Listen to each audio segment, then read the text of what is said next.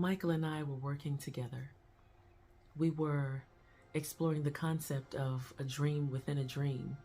We always wanted to go further, always wanted to go deeper and deeper. The thing was, we didn't quite understand the concept of time slowing down and that hours could turn into years the deeper we went.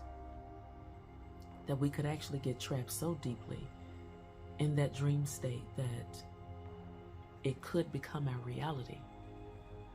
But we didn't care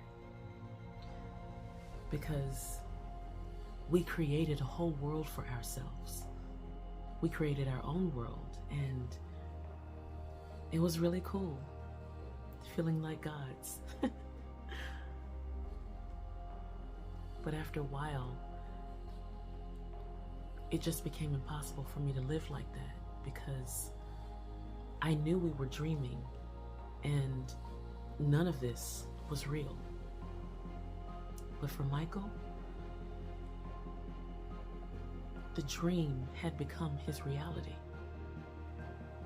Still, I was able to convince him to come back to actual reality. And to wake up from that after years, after decades, having become old souls, thrown back into young bodies like that, it was weird. And I knew something was wrong with him. He just wouldn't admit it at first. Eventually, he did tell me the truth. He said he was possessed by an idea. One very simple idea that would come to change everything about him. And it was that our world was not real, and he needed to wake up to come back to reality. The problem was, we were in reality, but he just didn't believe it. And so, in order to get back, he wanted us to kill ourselves, because dying is the only way to wake up from a dream. And he wanted to do it. He did. But he couldn't do it alone because he loved me too much. And so he came up with a plan on our anniversary. It was our usual suite at the St. Regis Hotel. In the room, trashed. Glass was everywhere. The lamps were turned over. The phone was off the hook. He wanted to make it look like we had a fight.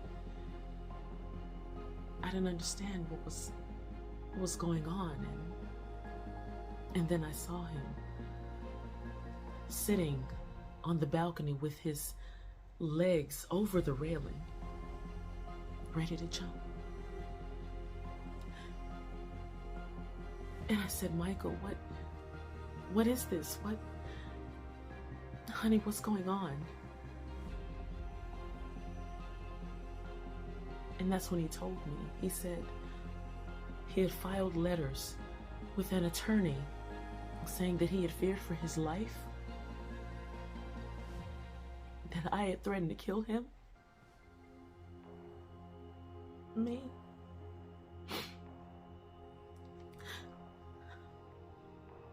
And I didn't understand. I said, why would you do this? Why would you do this to me? And then he turned around and he looked me in my eyes and he said, so you wouldn't feel guilty for leaving this world.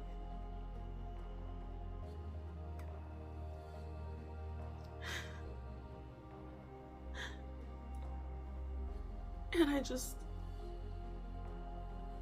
I didn't know what to say. I didn't know how to convince him to come back in. I just reached for him and I begged him, please, Michael, please, just step back inside. We can talk about this. And as I reached for him, he reached back for me, begging me to come with him. But I couldn't do it.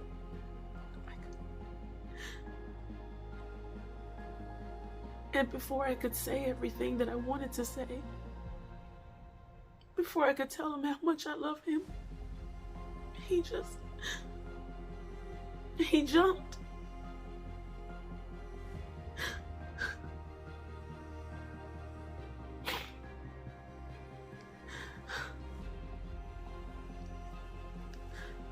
And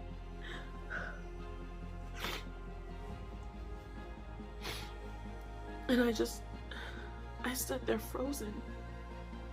I didn't know what to do.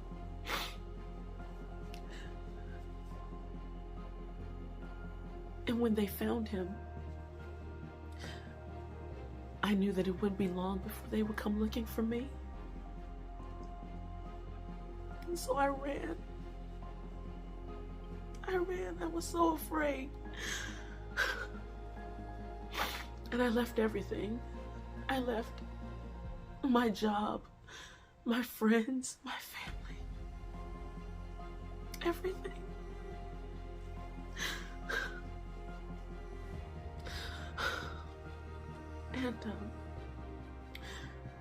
And I've been here in Paris ever since.